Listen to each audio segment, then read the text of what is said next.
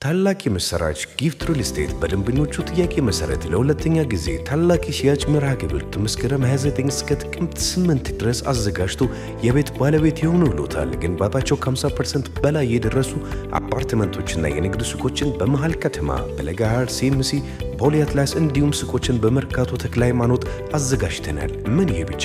በአዲስ ዓመት የሽያጭ ኤክስፖ ለሚሳተፉ ደንበኞቻችን 20% እስከ 22% በቅናሽ 55 በ45 የባንክ አማራጭ እንዲሁም በ5% ቅድመ ክፍያና በረጅም ጊዜ ባንክ ብድር ለሽያጭ አቅርበናል። አስታውሱ ከመስከረም 29 እስከ ጥቅምት 8 ቀድመው ለሚመጡ ደንበኞቻችን ደግሞ ለየት ያሉ ጥቅሞችን ይዘን ቀርበናል። በዚህ ሳይት ባለው የሽያጭ መርሃ ግብር ላይ ለመመስገብ መረጃ ለመውሰድ ከፈለጉ በሽያጭ ቢሮአችን ስልክ 0910 3590 እንዲሁም 0907 365069 ይደውሉ። ጊፍት ሪል ስቴት። ጤና ይስጥልን አድማጮች፣ ይህ አዋዜ ልዩ ላልሰማችሁ ነው። ከመረጃዎቹ ጋር አብርሃም መኳንንት ነኝ። የአሜሪካ F-35 ጀቶች በአንዲት አገር ላይ ያንዣበቡ ነው ተባለ። ሩሲያ በየሳምንቱ የዩኬ ወታደራዊ ሳተላይቶች ላይ ክትትል እያደረገች መሆኑ ተሰማ። የዩክሬን ቅጥረኛ ወታደሮች በአፍሪካዊቷ ሀገር ተሰልፈው ሲዋጉ መደምሰሳቸው ታወቀ።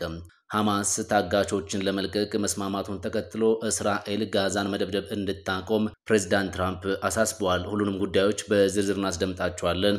አብራችሁን ቆዩ። ሩሲያ በየሳምንቱ የዩኬ ወታደራዊ ሳተላይቶች ላይ ክትትል እያደረገች ነው ተባለ።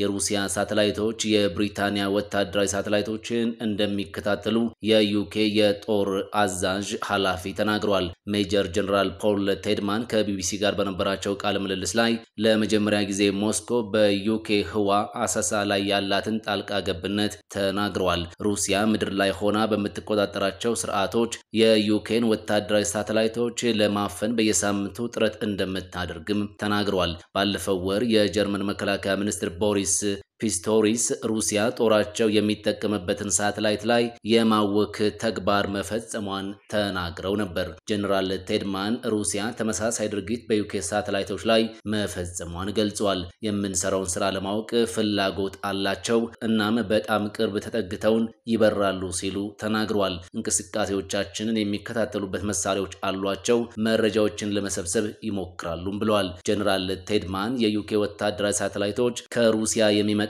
እገዳ ለመመከት በበቂ እየተደራጁ መሆናቸውን ገልጿል። በተጨማሪም በተከታታይ ሳተላይቶቻችን በሩሲያ እገዳም ሲደርስባቸው እያየን ነው ብለዋል።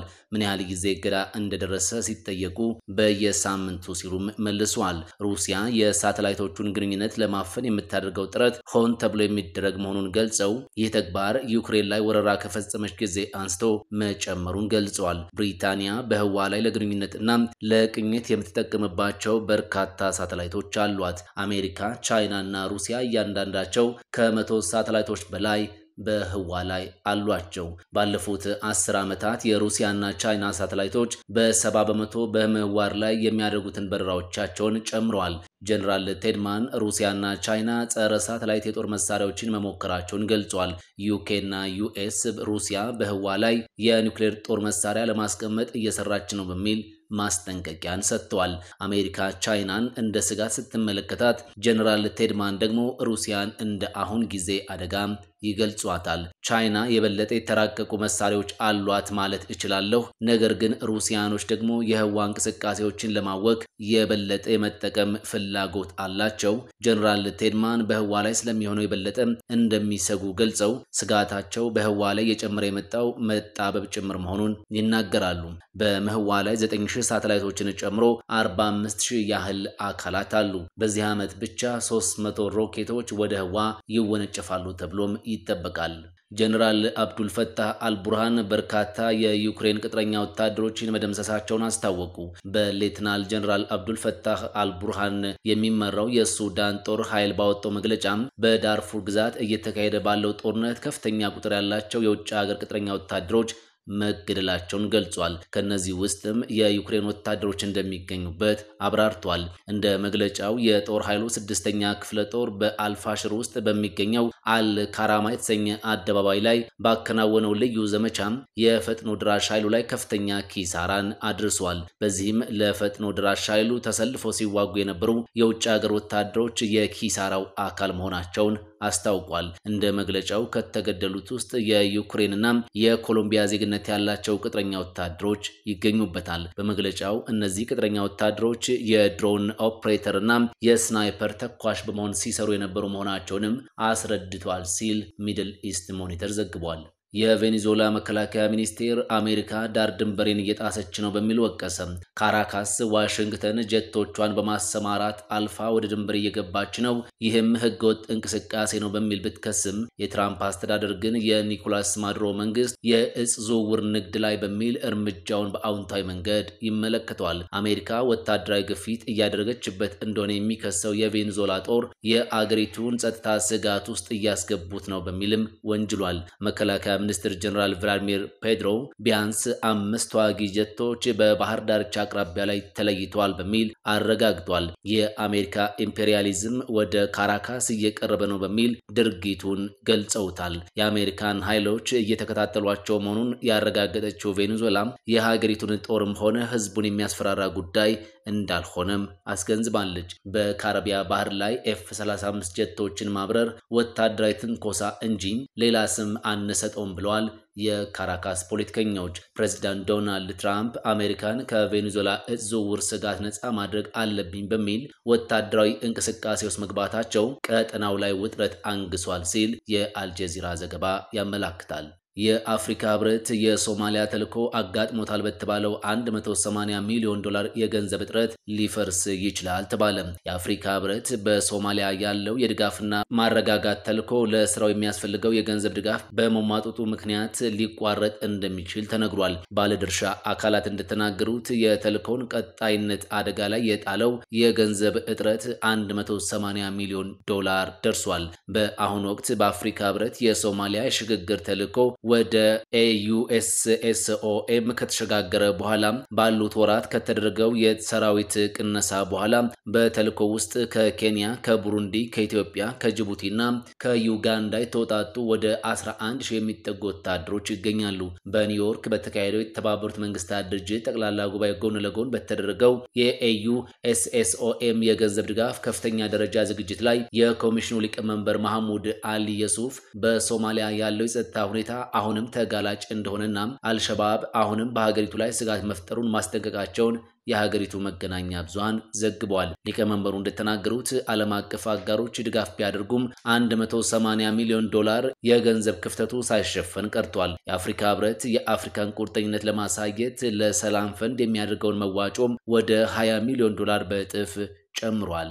ሐማስ ታጋቾችን ለመልቀቅ መስማማቱን ተከትሎ እስራኤል ጋዛን መደብደብ እንድታቆም ትራምፕ አሳሰቡ። ሐማስ የተቀሩትን እስራኤላውያን ታጋቾችን ለመልቀቅ መስማማቱን ገልጾ በሰላም እቅዱ ላይ ተጨማሪ ድርድር እንደሚያስፈልግ አስታውቋል። ሐማስ የሰላም እቅዱን መቀበሉን ካስታወቀ በኋላም የአሜሪካው ፕሬዝዳንት ዶናልድ ትራምፕ እስራኤል በጋዛ የምታደርሰውን ጥቃት እንድታቆም ጠይቀዋል። ፕሬዝዳንቱ ሐማስ የሰላም እቅዱን ካልተቀበለ ገሃነም ይጠብቀዋል በማለት ሲዝቱም መቆየታቸው ይታወሳል። የእስራኤሉ ጠቅላይ ሚኒስትር ቤንያሚን ኔታንያሁ የሰላም እቅዱን የመጀመሪያ ምዕራፍ ለመተግበር ዝግጁ መሆናቸውን ገልጿል። ሐማስ ለዘላቂ ሰላም ዝግጁ ነው ያሉት ትራምፕ በበኩላቸው እስራኤል ጋዛን መደብደብ ማቆም አለባት ብለዋል። ትራምፕ የሐማስን ምላሽ በበጎ ቢቀበለውም ቡድኑ ቁልፍ የሆኑ የሰላም እቅዱን ክፍሎች አለመቀበሉ ጥያቄ አጭሯል። 20 ነጥቦች ካሉት የአሜሪካ የሰላም እቅድ መካከል በተወሰኑት እንደሚስማማ ሐማስ ይፋ አድርጓል። የዩናይትድ ኪንግደም ጠቅላይ ሚኒስትር ኪር ስታርመር አሁን ያለው ሁኔታ ተስፋ እንደሚሰጥ ተናግረዋል። የተባበሩት መንግስታት ዋና ጸሐፊ አንቶኒዮ ጉተሬዝ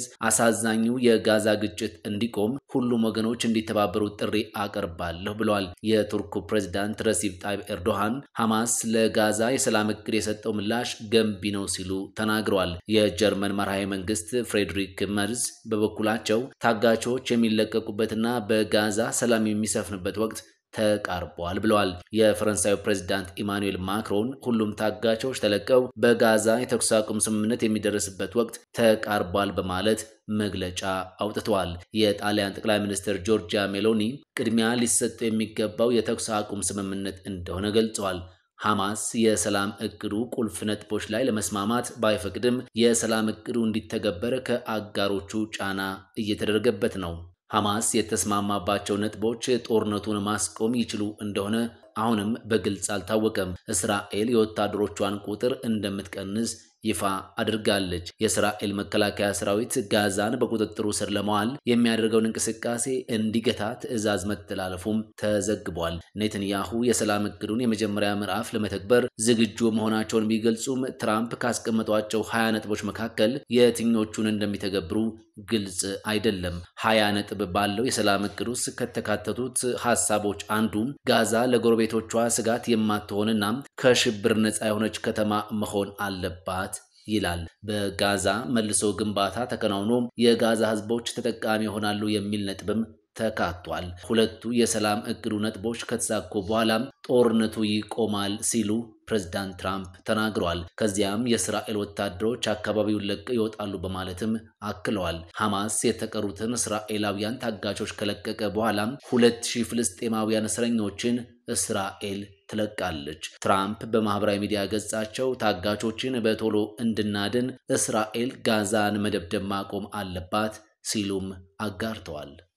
ታላቅ የምስራች ጊፍት ሪል ስቴት በደንበኞቹ ጥያቄ መሰረት ለሁለተኛ ጊዜ ታላቅ የሽያጭ መርሃ ግብር መስከረም 29 እስከ ጥቅምት 8 ድረስ አዘጋጅቶ የቤት ባለቤት የሆኑ ብሎታል። ግንባታቸው ከ50% በላይ የደረሱ አፓርትመንቶችና የንግድ ሱቆችን በመሃል ከተማ በለጋሃር ሲኤምሲ ቦሌ አትላስ እንዲሁም ሱቆችን በመርካቶ ተክለ ሃይማኖት አዘጋጅተናል። ምን ይሄ ብቻ!